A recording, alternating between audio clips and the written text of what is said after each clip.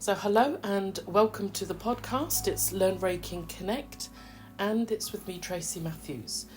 This podcast we are talking about how to tell if the voices are spirit guides.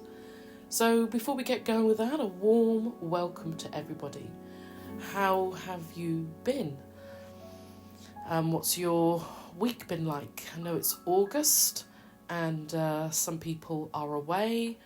There's also been a lot of illness going around, and that's something that I've had to deal with. I've just had the flu, COVID, so I've just been getting back on track. So how has it been going with you? So if you've been following along, you would have saw that I did a video, and it was really about receiving messages from the higher self, and it's via the body. Now, I find this such an interesting topic because there is an internal messaging that is going on with our higher self. And here's the thing, quite often we miss it. We either ignore it or dismiss it. The fact that this part of us could use the physical body. I did it myself. I completely dismissed it. And I hope if you'd seen that, or if you're listening for the first time about that, it will give you a little bit of food for thought around the fact that so many of us from out of nowhere, our health can plummet. We don't feel so well. And we often wonder, well, what's behind it? We go and get it checked out. Nothing's really sort of happening. And in these kind of scenarios, we don't actually join the dots. So what I did was to share my experience of the first time this kind of happened with me. And that was around 2016, where this was the sort of thing that was going on for me, where I had to look at one of the things that Yusui talked about, that the first place a lot of our health issues start is in the mind and also in the emotional body. So in other words, what's going on for us. So I talked about that. This also happened again when just in 2020, and I was quite surprised what the communication of my inner guidance was trying to tell me. And quite recently, my stomach has had issues again. So I have been listening, well, what's going on? So whilst we look at what's going on in the physical, there is also what's going on in our spiritual selves, that part of us that knows why we're here. So it can give us really advice. It can help us. That's where the wisdom and the knowledge is, so that we can sort of look at what's causing it, and then we're able then to sort of like move forward. So check that out. I'll put that video link below the podcast that we're having now, so that you can look at what's going on for you, because that's my experience, and I'm seeing more and more people are beginning to realise and understand that there is this level of communication that's going on with their physical body. We just need to look and see what's causing a lot of our physical things that are happening to us, looking at really what's behind our physical health when it plummets, and also our mental health as well. So this space is all about helping each other out to connect with that light that's within you, because it is all-knowing, it's expansive. And when we meditate, we put ourselves into a frequency where we can hear that part. We can tune in to what it's trying to tell us, the communication, whether it's on the physical body, our mental body, whatever it is that's going on. And what I have found, if we listen to that part of ourselves, Well, it helps us out. It helps us in our lives right now. So this podcast is really all about tuning in to that part, that light that's within you, and recognizing that light and the power. And this is something that Usui realised, the power of intention, and that's our mind and how we can use that. So like I said, one of the most effective ways of tuning in and hearing and getting a sense of getting to what's causing our physical health, or what's messages that part of us is trying to relay to us, is through meditation. So on YouTube, I've put together the 21 Days Meditation Challenge. Please check it out. It's free. So what that looks like, you'll see me each day for 21 days sharing a tip. Then I switch out the visual and then we go straight into the meditation. It is so powerful and it really does help. And yes, I do this myself. There's no point me saying about meditation if I'm not doing it with you guys as well, because then it's one rule for one and one rule for another. Meditation really helps us to make sense of a lot of what's going on in our lives, and especially when things don't go so well, when we feel challenged or things are hard, or we simply feel blocked, lost and not sure where to turn. So let's just jump right in this podcast, because we're really sort of looking at how can you tell if the voices are your spirit guides. So we're going to really look at what spirit guides never do. And yeah, I want to sort of talk about what they never do, who really are the spirit guides, and how do they communicate. So stick around. Don't go anywhere. Just stay with me and hit that subscribe button. Join me. And let's just do this together to help each other out. So we're looking at how can you tell if the voices are spirit guides. Now this is very interesting because I think this is coming up more and more for people. Now I've done some blogs on it. I've even done podcasts around this subject about hearing voices. And incidentally, this is where more of you have been reaching out and kind of being aware of this kind of experience. It seems that many of us are tuning in to what is around us. You know, we're on our spiritual journey. We begin to start remembering aspects of ourselves. Sort of opens up these clairs that we have. You know, it opens up an awareness in us where we become more intuitive. Now that intuition comes in a form of feeling, you know, hearing, seeing in your mind's eye, or you might be actually one of those that can actually see in the physical. My youngest daughter, she sees a lot. She sees spirit. You might have family members that, or children yourself, that they say that they can see things. It might be yourself. You know, this is something that happened to me, and I'm going to get to that, where all of a sudden this sort of aspect or these things kick in and they expand, and it kind of can be a little bit sort of a little unsettling when these things happen. You know, and closely following that, we've got like a knowing, an inner knowing. And then we have this intuitive smelling and tasting. And for some of you, you might be able to smell, taste, and be aware when spirits around. So going back to this sort of thing about hearing a voice, you know, has that ever happened to you? Has that ever happened? Have you heard voices? And what if that's an experience that you've had some time ago? Because I know that people have reached out and said, look, I think this has happened to me.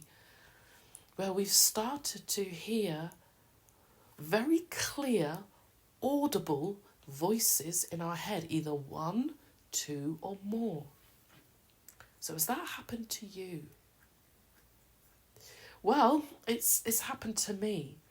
And that happened around about 2022. And it's quite interesting because when this happened, I was going through a spiritual kind of shift. And I was quite sensitive. So this hearing beyond what was around me or physically in front of me, this hearing opened up something quite big.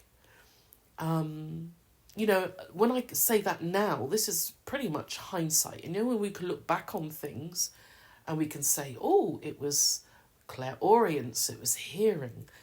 But I'd have to say when I was going through it at the time, most of it I felt quite confused and quite unsettled, if I'm honest. Because although in my work I'd sent spirit and I'd done clearing of properties and I'd help spirits to move to the light, what happened around that time period was like a shift where I'd sensed spirit in a way that I hadn't done so before. Now, what do I mean by that? Well, I began to see a picture sort of in my mind's eye, if you like. I could see faces of spirits. I could feel a vibration and a presence, which I hadn't quite sort of tied all this together. I could hear what they were saying crystal clear. And yeah, I'm going to be honest, it did freak me out because it's sort of like I couldn't turn it down. And that was the start of a 10-month experience of learning about spirits in another way, which incidentally, that for me led to spirit intrusion. Now, if you want to know a little bit more about that, what my experience was and what that looked like, I will leave a link below this podcast so that you can go and check that out because I have talked about it. Like I said, there's been many of you reaching out saying, I think this was what was going on at this point of my life. Because what it can look like is that our mental health has really gone downhill. And as it indeed did for me. You know, I questioned what was going on, whether I was losing the plot, because this whole sort of shift meant that I couldn't find the turn-off button. So there was a good couple of months where it was on all the time. And I talk about that and what that looked like. So this is kind of where people then have sort of asked, you know, and it's led to sort of, well, there's those kind of experience. Well, how can we tell then if our spirit guides, how do they communicate? And I think this is where we arrive at these questions where we kind of need some clarity.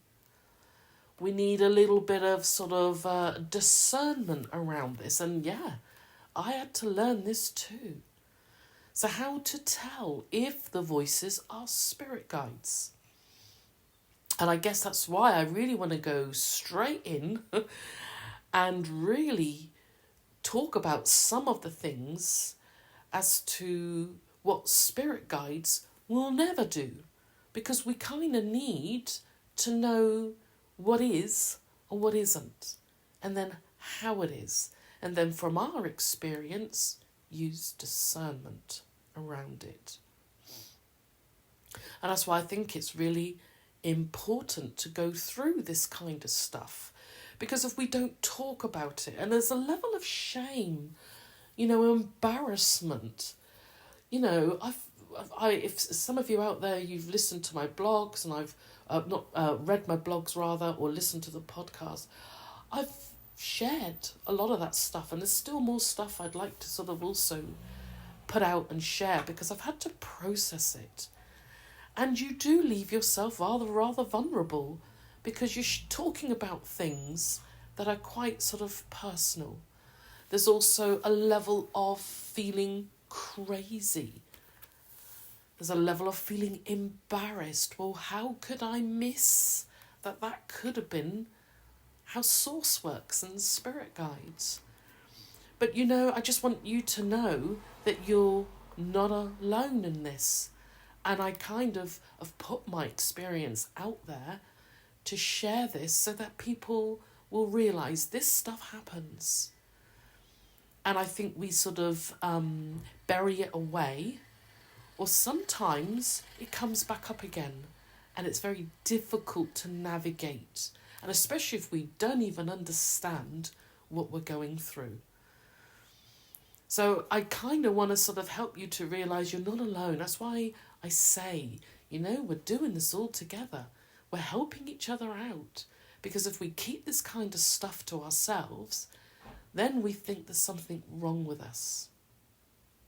And there isn't anything wrong with us, and we just need to be aware of how spirit guides really do work and how they don't.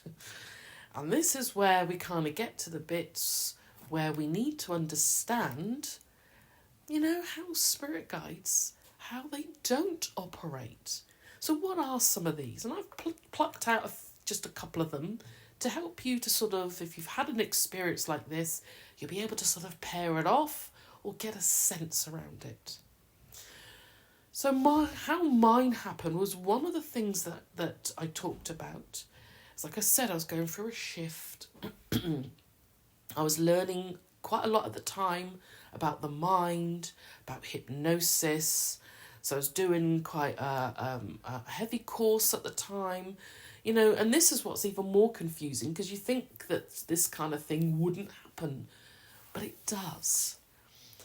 And this is where I would put as number one is when a voice springs out of nowhere.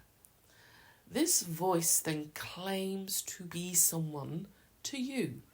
Now, it could be Jesus, it could be Buddha, it could be a master and teacher. Now, for me, this voice said, I'm your master teacher.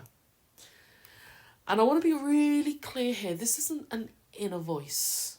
And I'm going to talk about how that inner voice translates. But for now, the best way I can say this voice was quite loud.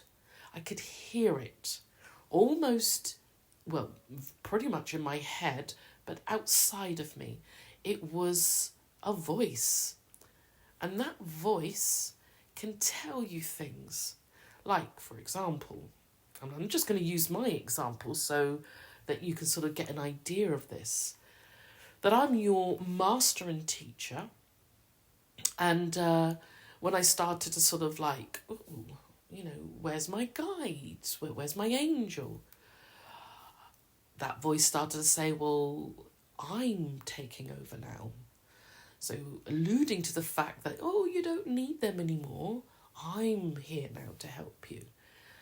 And that voice can start tell you to things like you're doing a task, or you're special, or communicate certain things, or you're doing training. Now, I want to be really clear here, so that you can have a little bit of awareness around this. There are some very aligned people that are doing channeling. Now, this is not channeling. I want to be really clear with that. Now, you can get those that channel, and they are very, very helpful in what the kind of information that they are giving out to the world. This level of channeling will not be negative. It will be on a positive trajectory. So I just want to be clear on that. We don't want to get sort of too confused around this.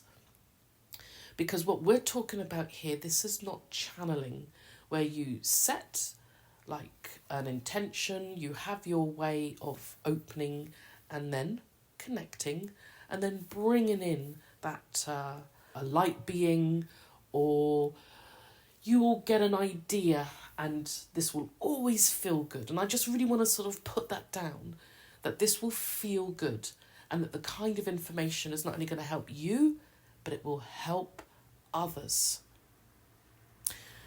So going back to this voice, when the voices claim and start sort of almost like they are spirit guides, because we're talking about spirit guides and how they operate. So for me, this voice basically said, well, you don't need anyone else. I'm your master and teacher, and we're going to be doing some training. Now, for me, what led to the training became very, what's the word? It started off quite sort of, I would do it for a couple of hours, then it lasted for 9 hours, and I'd be in for long trances while this was going on. It even got to the level where I wasn't eating, and it sort of really took a turn. And the reason why I'm sharing that with you is that I didn't know any better, really. So I guess I too went in quite naive when we think that a voice is claiming to be someone that we hold dear. And I had, worked with masters and teachers in terms I felt their energy and their presence.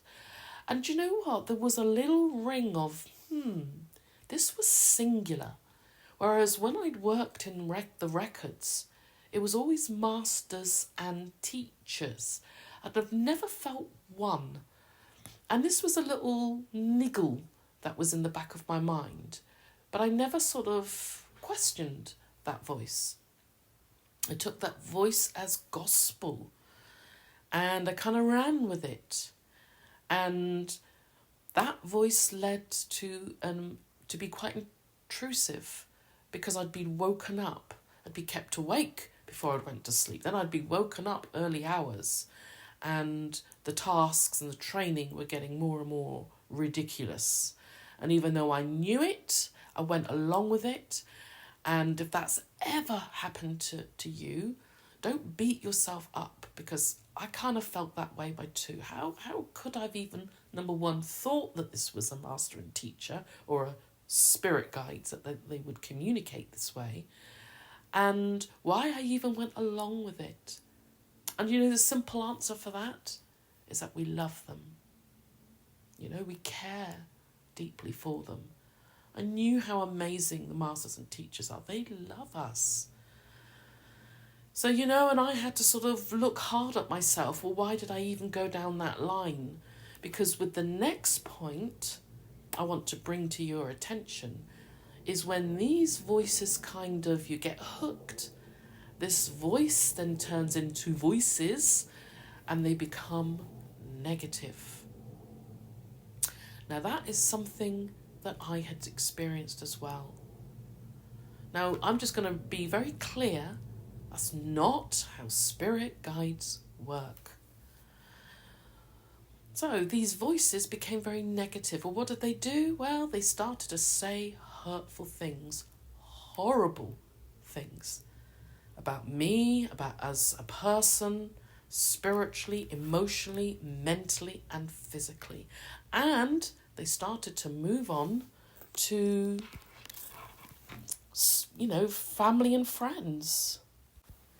You might be hearing horrible, which you think are your own thoughts, or the voices are saying things about your family and your loved ones. And even then, when this was happening, there was something in me saying, this is off. And I got to admit that when this kept going on and it was really focusing on the ones that I love, I began to realise, number one, this voice is not particularly nice, and this is not me, because this is something else that goes on with this kind of experience. It gets very confusing. Then we think the voices are our own. Now, I talk about this, I share this in the blogs, and I've also shared it in the podcast, where we begin to get so enmeshed that we actually think the voice is coming from our own mind. And this is where we get really, what I call hooked. Because we don't know if we're coming or going, what's ours and what isn't ours. And this is something from this experience that I tried, that once I'd kind of got through the worst, I then went into looking at the patterns of how these all work.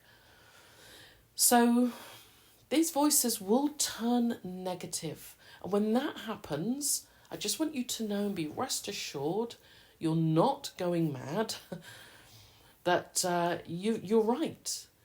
The voices are negative. And if they're saying hurtful things, or even using vulgar language. Now that was a puzzle to me.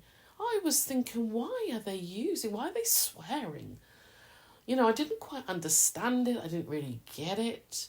But the language was really not on a level that you can put with spirit guides, because that's the context we're looking at the moment.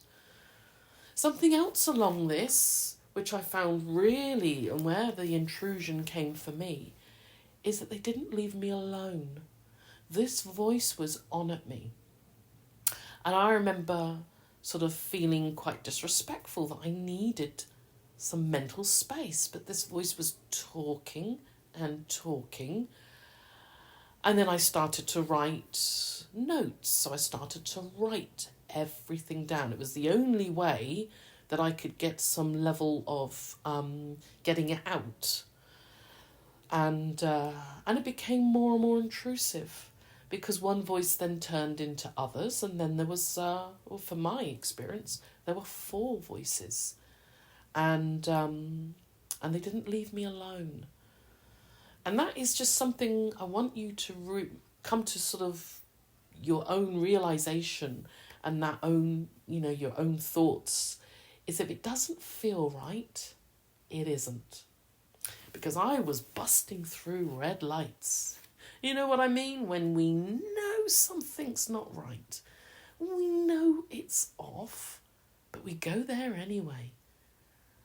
And do you know what? And I'm going to say is because there is that love there. There is that wanting to please. And for me, it was on the pretext of training. I thought, well, I can be a better person. I can be better in my work. I can do this. I can do that. But actually, it was going more negative. And I talk about other different sort of things that were going on. And one of them was the intense coldness. You might want to have a look at that one. Like I said, I'm going to put these links below this podcast, where I felt that warmth of that source energy. Felt like it was being overlaid by a cold ice. Now, I'm not sure what you're like, whether you feel, know, hear, but I normally predominantly feel, so I could feel source. And source to me, and if any of you out there have done Reiki or you do energy work, it's warm, it's divine, it's loving. But there was a coldness around this, and I just couldn't put my finger on it. I never questioned it. And I was following a little bit like what I did when I used to in my days, when I went to sort of church, when I was told, I never questioned, and I just went along with it. So it was a little bit in that pattern for those months as well. I knew something wasn't right. I could feel something was slightly off, but I kind of went with it anyway. And sometimes when we have experiences like that, we feel rubbish. But I just want you to know this is sometimes how we can learn. And once bitten, twice shy. From that experience, it's made me stronger. And that's why one of the reasons why I want to share. And I want to sort of let you know that if you've had an experience like that, or anything similar or slightly different, that it's okay. Sometimes that's how we've learned. I have learnt through that kind of experience what source is in the most incredible way. And yeah, I love source even more. And it's helped me to understand a little bit more behind the voices. So something else which I want to bring out is that you might be asked to do something which is inappropriate. Now I'm bringing that out because that can be quite embarrassing. And I want to sort of share what some of the things that these could be. Now when I say inappropriate, it might mean that the voices, and then we begin to think it's ourselves, that they want you to remove maybe some items of clothing. I'm just going to put it out there. You might have been asked to remove items of clothes. Or there has been a suggestion of something sexual towards you. And that can be quite distasteful, very perplexing, that why this would even come up. Something else that you might hear real negative things about a family member or about someone, and they're telling you to hurt them. Go and do that to them. So you're looking and you're trying to sort of, speak to somebody, and there is a voice overriding, and that voice is inappropriate. So I wanted to add that because we don't talk about things like that. And the worst thing is that this is all sort of, if you like, under the pretext that this is spiritual, that this is, a spirit guide or some loving being that's come to sort of help you. But in actual fact, how they're going about things is really inappropriate. And again, I'm going to go back to that sort of love that you might have for Jesus or for Buddha or for your masters and teachers, where I kind of understand it, where you kind of go against the grain a little bit.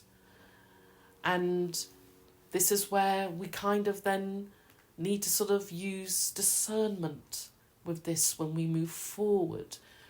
And really get a sense, because unless we know what spirit guides do, or what they never would do, we can be sort of caught off a little bit like this.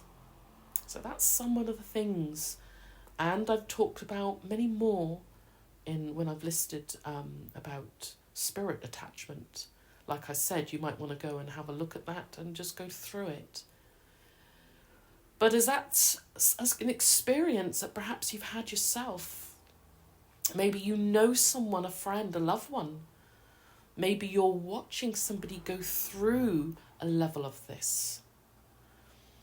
And it can be very confusing, especially when if we're on our spiritual journey. It's like, why could this even happen? So this is just some of the things that I wanted to bring out, because this is where, it can catch us out. So who are your spirit guides? Who are they really? And if that's not how they behave, how do they communicate with us? One thing that I've learned, and you may know this kind of information already, but spirit guides are pretty much where you and I are at, and that is having being in a physical human body. In other words, they've had lives. They know what it's like to be in a life, have a physical body. They know what it's like when we come here and we're in the illusion of being separated from Source. They know what it's like because they've been there and they've done it before. So yes, they are in spirit form, but they have had physical lives. Something else I've also learned and realised about spirit guides is that they have evolved through countless lives. In other words, they've done a lot of physical bodies and had lives. And they now serve us, which is the ones of us that are still here and that we're going through. Incarnating, we're still having a physical body. We're still here to learn.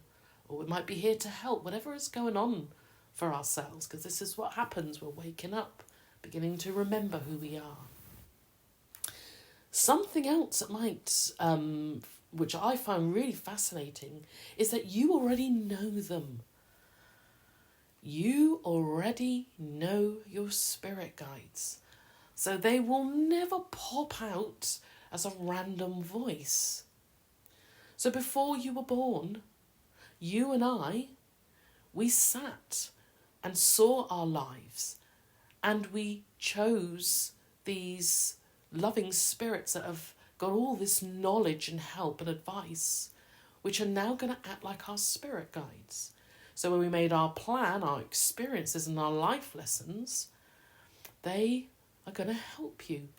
And yes, I totally agree that there are those that people, yes, you can have guides that are in the physical life, but we're talking about the ones that are out of the body. And this is so beautiful, because what I learned with my work, especially in the Akashic Records, because when that came along and learning this was at a time where I began to feel safe to meet them. Now, I've been very open that a lot of my belief system was sort of really in the teachings and the dogma of the Bible, in terms that the religious beliefs that I had that were anything to do outside of angels, Reiki, source, it was all to do with the occult. So what that did for me is it kind of put a halt. I couldn't connect in because I had a lot of fear. So I've kind of worked through that and kind of connected in with source energy and realised that this source, this spark, this energy, this God source was always what I was looking for.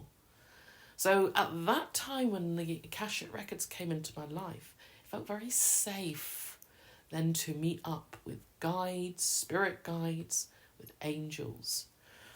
And normally we have a group of guides. Now I've seen with reading for many people over the years, the Akashic Record readings, people can have as many as 4 to 7 spirit guides that are helping them individually with various things in their lives.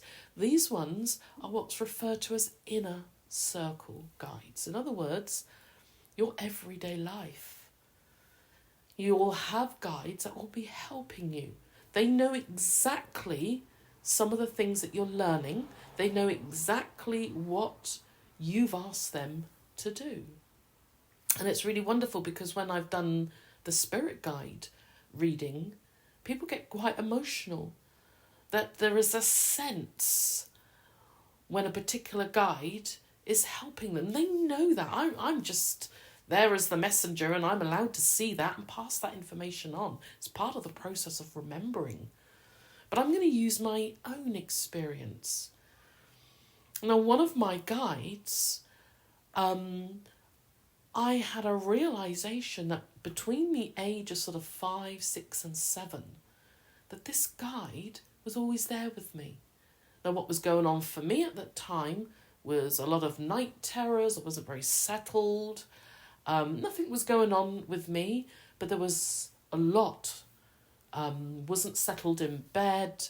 And I just saw me, the 5-year-old me, with this guide. You know, and how heartwarming, because that was at the age of late 40s. This realisation, I have never been alone.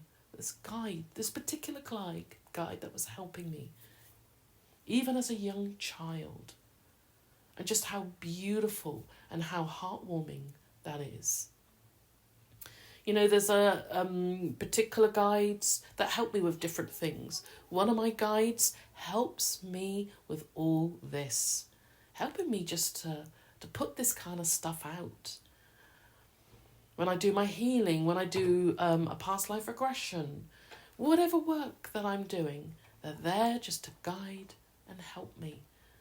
You know, and I knew that, I've always felt that before the realisation of when we sort of connect in. You know, and it's really amazing the structure behind when we come into our lives. we don't remember this kind of stuff, but we have outer guides. These guides are advanced older souls. They are helping us, not necessarily on a daily basis, but they sort of work with our inner guides. They help us on our path, our purpose, the bigger picture. They help us when it's the divine time to remember who we are, to understand why we're here, our karma, some of the things that we did before, we're now ready to readdress them again. So they're really working at that level, and they are loving. They love us. You know, I have felt these energies, and when spirit guides come forward, they really are respectful. They're like nothing that I had experienced in that time period of 2022. They never, as a spirit guide, they'll never attach to you. They don't need to. Attachment creates an energy loss. I've seen that time and time again. And during that experience, when 4 of them were attached and hanging around, I was drained. So they don't drain you. They don't attach to you. And they are not negative. You will always feel good. As opposed to when you've gone through just some of the things that we just talked about. They were quite key ones. That's why I wanted to bring them up. Because we can sort of feel a bit embarrassed. We won't talk about those kind of things. We kind of hid it away. And you will feel wrong. Because you know something's not right.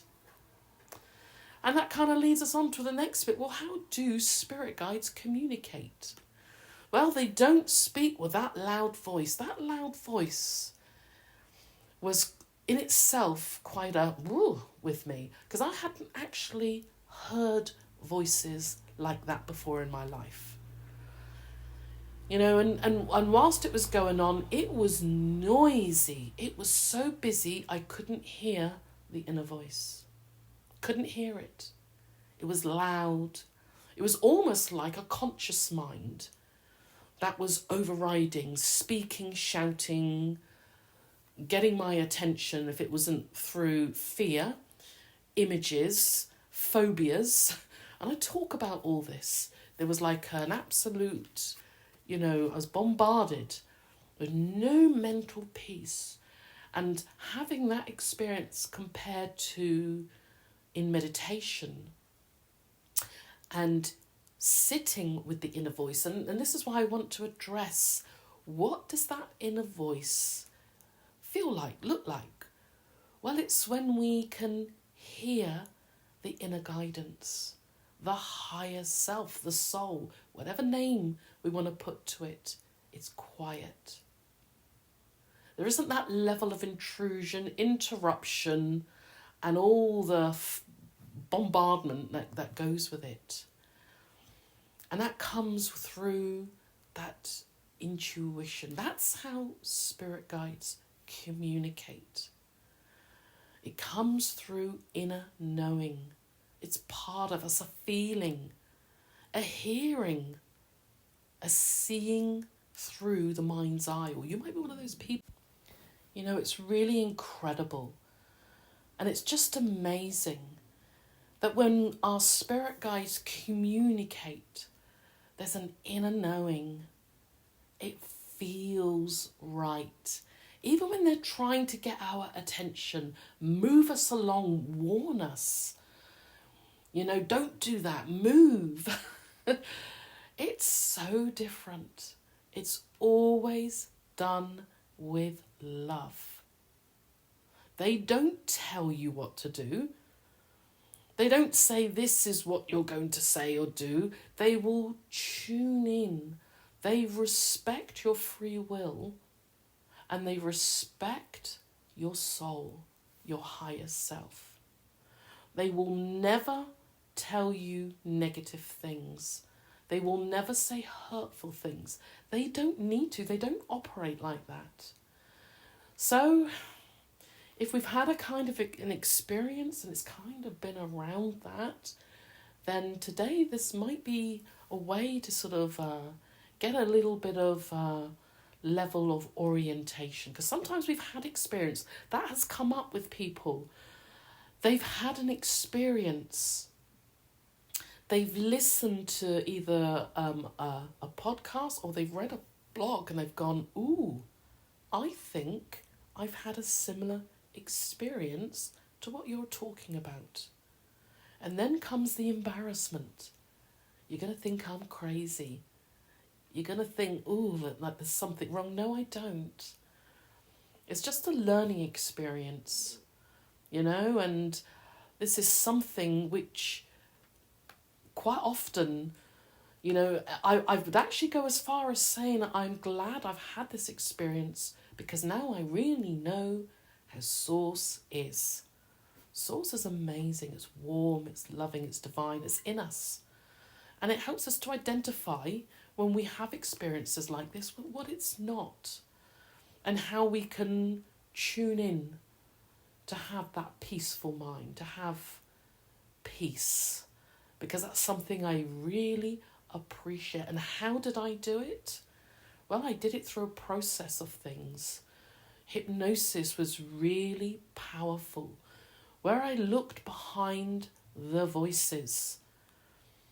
And then I was able to identify, well, who really are the voices? Because sometimes it's not always spirit attachment. Sometimes it's a part of ourselves. It's a negative trajectory of ourselves, a part of us, an inner trauma that is still voicing. And we need to look at that. And that's what's so beautiful about when we use hypnosis in as much as that this inner voice, this inner guidance can show us the way. So I really hope that this has been helpful. I really hope that you'll be able to sort of maybe get a little bit of clarity if this has been an experience, maybe for yourself, maybe for a child, family member, or someone in your life that this is happening to or has happened. So that we can delve a little bit deeper. So please do hit the subscribe button so you don't miss any more information. I am on YouTube. This is where you'll find me, so please join me. You can also catch me on other platforms such as Spotify. You might want to go and look at the website learnreikiandconnect.co.uk. And this is where you'll be able to find some of the things that have helped. Learning how to connect in with the most incredible method, a conscious method that's been left behind in our consciousness, and that's Reiki. And you can learn that either through the online, in person, or through Skype. There's also another powerful hypnosis session of spirit releasement, getting to the root, what's behind the negative thoughts, what's behind any voices, what's behind these kind of experiences, so that we're able to get back to our true self and have peace of mind. It might be the QHHT hypnosis, which is the Dolores Cannon method. That's done in person. You might want to check that out. And of course, we've got the Akashic Record sessions, or maybe you want to perfect the art of dowsing, where there is a free guidebook on how to get that kind of information. Or you might like to do the online course, the workshop there, how to speak with the higher self using the tool of the pendulum. So until next time, do take care, and I look forward to speaking with you very soon, and bye for now.